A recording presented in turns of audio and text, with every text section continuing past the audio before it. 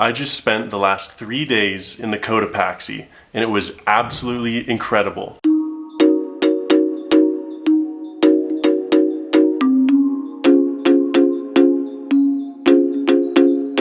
Now, since I'm in Ecuador shortly after the crisis happened here, there's not many tourists around, so I decided to stay at one of the most popular places in the Cotopaxi called the Secret Garden, and I think that was probably the best decision I made. You see, the Secret Garden is a place that many tourists go to, but because there are not that many tourists in Ecuador, the little group that I went with, we almost had it the whole time to ourselves. There was no wait to book a room, there was no wait to go on these day treks, on these adventures. It was a perfect time. But it didn't work out exactly how I planned, because the first day that I got there, it was raining.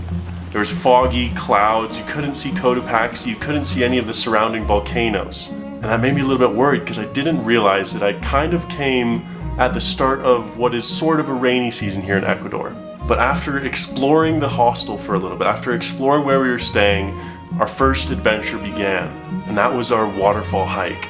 The start of our hike took us past the llamas that kind of hung out around the Secret Garden Hostel, and we continued and began to go into the lower jungle and kind of followed up along this river through this super lush green jungle with big rocks that we had to climb over, sides of the cliff that were muddy and rainy.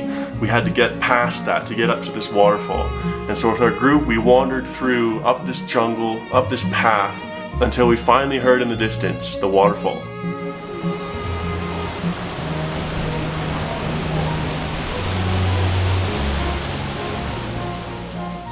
This kind of adventure that you begin with as you enter into Cotopaxi is a fantastic introduction into what it's going to be like for the next few days.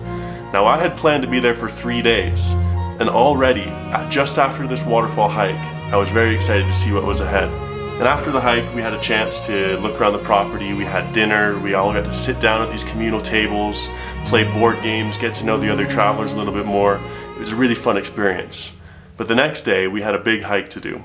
So coming into day 2, we woke up again and it was foggy and cloudy. We couldn't see the Cotopaxi volcano off in the distance, we couldn't see the other volcanoes that were surrounding the area. And so because of this, we decided to do the Pasachoa summit and wait an extra day to do the Cotopaxi volcano. But the Pasachoa summit was a little bit surprising. It was a little bit different than what I guess we'd kind of expected going into it. And this was going to be the first challenge with altitude that we would face, which I guess is kind of good because Cotopaxi was going to be over 5,000 meters to get to, so doing this the day before kind of helped us acclimatize. And just like the day before, the hike began in the jungle.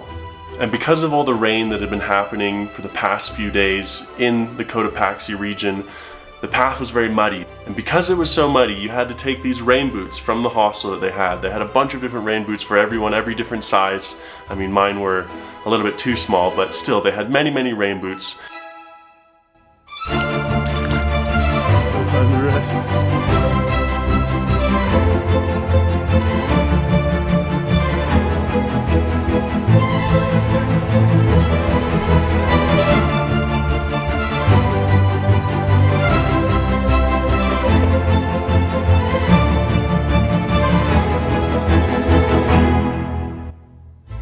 And as we got higher and higher on this hike, the clouds began to clear a little bit, so we were actually able to see the surrounding valleys, the surrounding cities.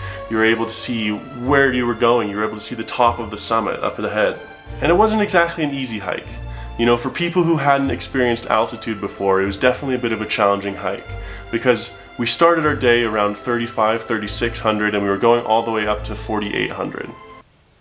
Or maybe it was 46. Let me check real quick. Okay, correction. It was 4,200 meters to Pasachoa. At the summit was 4,200 meters. And we'd started our day almost 600 meters lower. So because of that, some of the people in our group were struggling a little bit to make it all the way up. We had to take a lot of breaks and allow people to acclimatize as we hiked up to the top of this summit. And the best thing about kind of doing these hikes, and especially doing it with groups, is that you really get to know the people that you're hiking with. You really get to know the travelers that you're with. Can you yodel the Swiss yodels? Yes, you will hear the always on the top. You will hear the yodel, but if you don't do it, you will automatically lose your Swiss passport. And along the way, I met some hilarious Swiss German guys who told me different things about Switzerland, taught me some bad words, all of the good things, when you meet other travelers. We had a couple English people, we had another German, and an American as well. So it was quite a diverse group. And while I'm in Ecuador, I should say the most amount of people that I've seen here have been Germans and Dutch. For some reason, I guess they just didn't get the news about, the crisis that happened, or they just, didn't care that much. And on that note, I think it's not that big of a deal here. I think many of the people would much rather have tourists come. And I think that the crisis has kind of pushed people away in a way that isn't necessary. Because a lot of these places are very, very safe. And coming directly from Colombia, I can say Ecuador has so far has been much safer than Colombia. Yet no tourists are here right now. But anyway.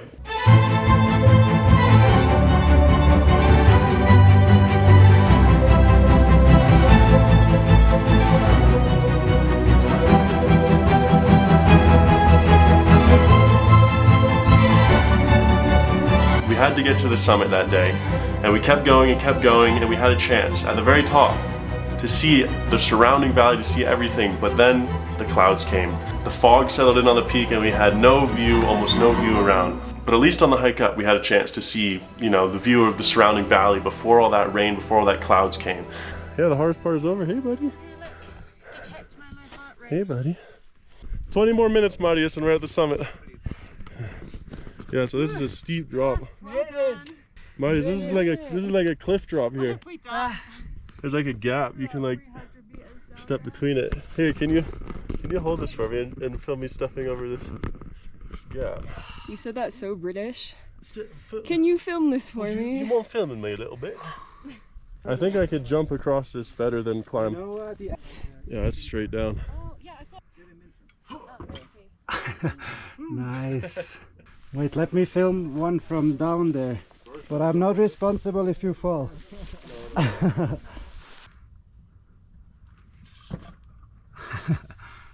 then we had to descend down back to our warm, cozy Secret Garden Hostel, where we had dinner, we hung out, we played some Monopoly, we played some different games that night, and the following day was going to be our last day in the Cotopaxi.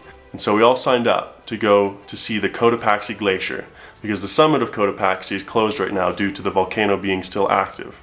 So we were only able to do the glacier. But still, the glacier is put at 5,200 meters. So we had a big day ahead of us for our last and final day in Cotopaxi. And as we woke up that morning, on our third and final day in Cotopaxi, we woke up to clear skies. There was not a single cloud in the air. We could see the Cotopaxi volcano in the distance. This place was absolutely stunning. When there was no clouds, when there was no rain, you could see all around the entire valley, all the different volcanoes. You could see the beautiful, beautiful farmland that surrounded this hostel. You could see everything that was just absolutely stunning, and the thing that made Secret Garden so special. We were finally able to see it. And so, ready to get on our way for the hike, we all loaded up into this Jeep early in the morning after breakfast and headed off to go to the national park and to go to the glacier that rested on the side of the Cotopaxi volcano. Along the way, we had the option to pick up a mountain bike, because if you wanted to, you could mountain bike down from the place where you parked close to base camp on Cotopaxi. You could mountain bike all the way back down. And since I have quite a bit of experience with mountain biking in the past, I decided it would be a lot of fun to do it. So we picked up our mountain bikes and then we went off to the national park. Getting into the national park was absolutely beautiful. You could really tell why this place is such a popular place across all the world, and why Ecuador is really known for this one volcano. We were very lucky that the clouds didn't settle on the volcano yet until we had a chance to get into the national park and actually see it up close before it was covered. So we stopped for pictures along the way at many different points, and we had a chance to get to know everybody that we were doing this glacier hike with. This time we had a few more Americans and Canadians in the trip. So once we got to the top, we parked up right below where our hike was going to begin. The base for the parking was around 4,800 meters, and we were going to go all the way up to 5,200 meters to see the glacier. And hiking up from the parking lot, before even getting to the base camp, we were hiking through this foggy, volcanic ash, volcanic rock style climb, weaving along the side of the volcano up and up and up, but it was so foggy we couldn't really see where we were going. Even though I have experience in high altitude, and even though I was hiking in Nepal last year for a few months, this altitude was still very, very challenging. Going from 3,600 meters all the way up to 5,200 meters in one day can be really, really difficult.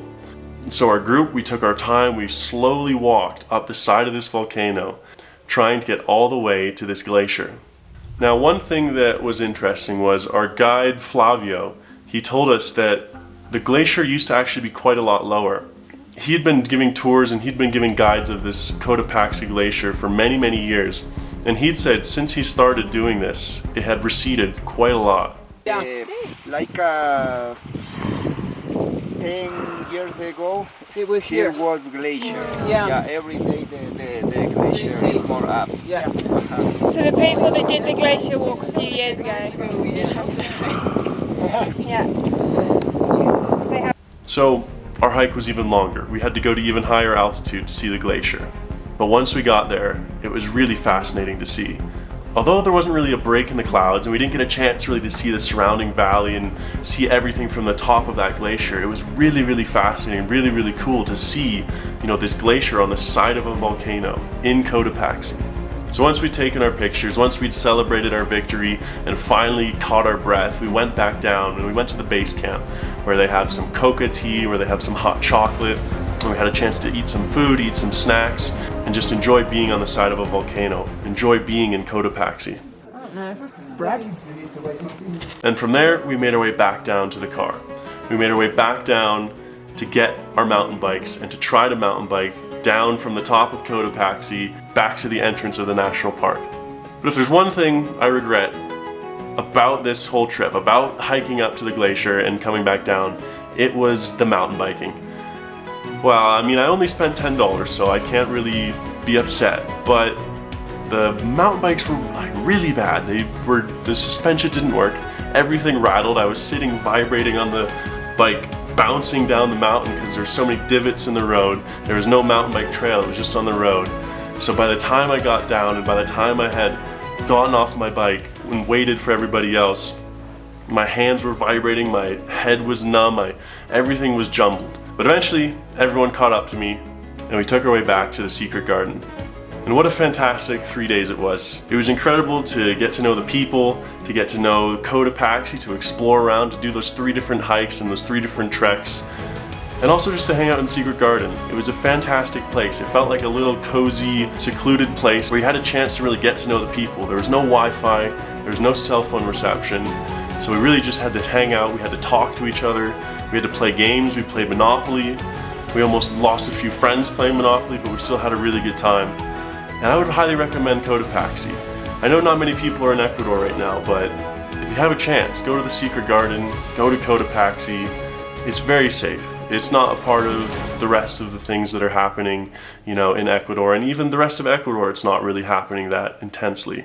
The crisis happened, and I think at this point, things have cleared up. Things have moved on, especially for the touristy things. I think there are many other places in South America that could be classified as more dangerous than Ecuador.